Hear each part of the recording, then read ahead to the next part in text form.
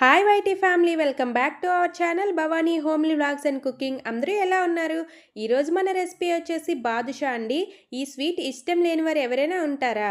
ఇప్పుడు చూస్తుంటే కనిపించట్లేదు, కానీ అప్పట్లో పెళ్ళిళ్ళకి ప్రతి ఒక్కరు ఇదే స్వీట్ వేసేవాళ్ళండి. చూసారా ఎంత జ్యూసీగా, ఎంత టేస్టీగా ఉంటుందో.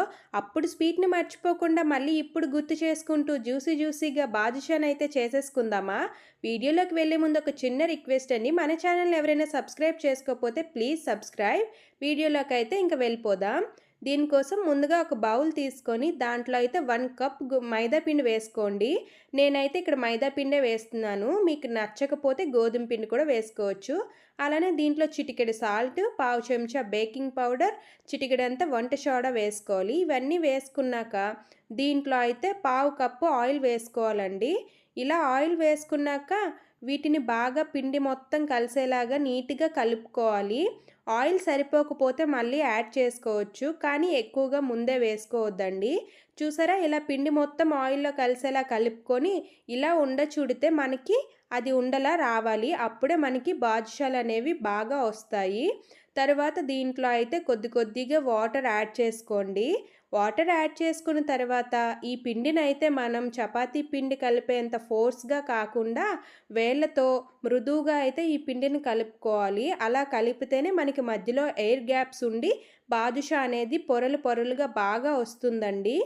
ఇలా వాటర్ సరిపోకపోతే కొద్దిగా వేసుకుంటూ అయితే ఈ పిండిని చపాతీ ముద్దలా అయితే రెడీ చేసుకోవాలి. కానీ చపాతీ ముద్దంత బలంగా అయితే కలపొద్దు. ఇక్కడ చూసారా, నాకైతే కరెక్ట్గా నేను తీసుకున్న హాఫ్ కప్ వాటర్ అయితే నాకు సరిపోయిందండి. ఇప్పుడు ఇలా ముద్దలా అయితే చేసుకోవాలి. ఇక్కడ ఒక చిన్న టిప్ అండి, బాదుషా అనేది ఎవరైనా చేస్తారు, కానీ ఈ టిప్ ఫాలో అవుతూ చేయడం వల్ల పర్ఫెక్ట్ బాదుషాని అయితే మీరు ఈజీగా చేసుకోవచ్చు. ఆ టిప్ ఏంటో చూసేద్దామా? ఏం లేదండి, మనం తీసుకున్న పిండి ముద్దని 2 భాగాలుగా చేసి ఒకదాని మీద ఒకటి పెట్టుకుంటూ లేయర్లు అనేవి ఫామ్ చేసుకోవడమే. ఇక్కడ ఇలా చేయడం వల్ల మనకి బాదుషాలో లేయర్స్ అనేవి కరెక్ట్గా వస్తాయండి.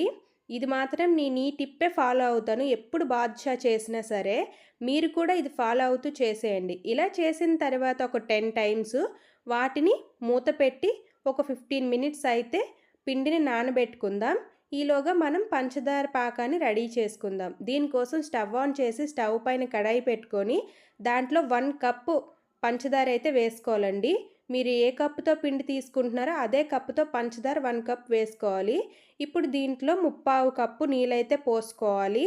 ఇలా పోసుకున్న తర్వాత చక్కెర కరిగేంత వరకు బాగా కలుపుకొని, చక్కెర కరిగిన తర్వాత సిమ్లో పెట్టి పాకం వచ్చేంత వరకు మరిగించుకోవాలండి. ఇప్పుడు మనం ఈ పాకంలో పావు చెంచా వరకు యాలకుల పొడి వేసుకోవాలి.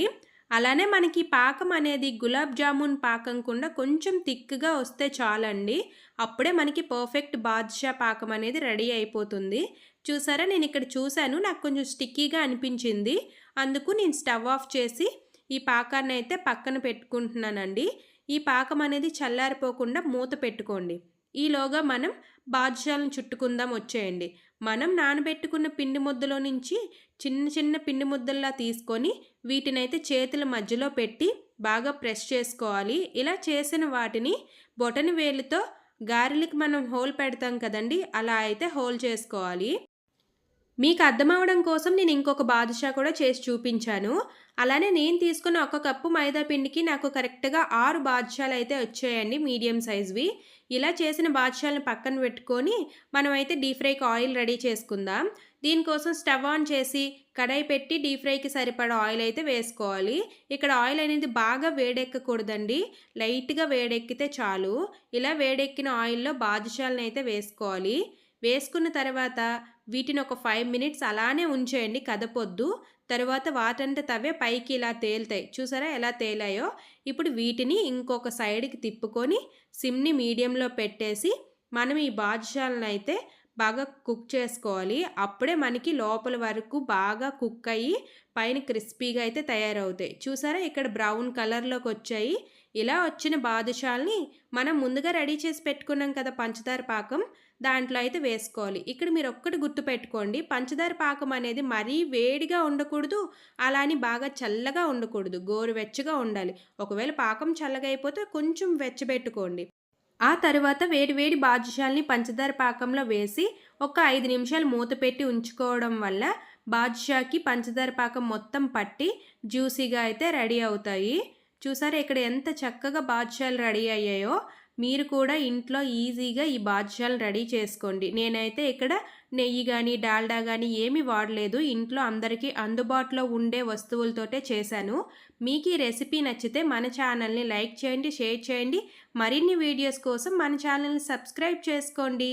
Thank you for watching.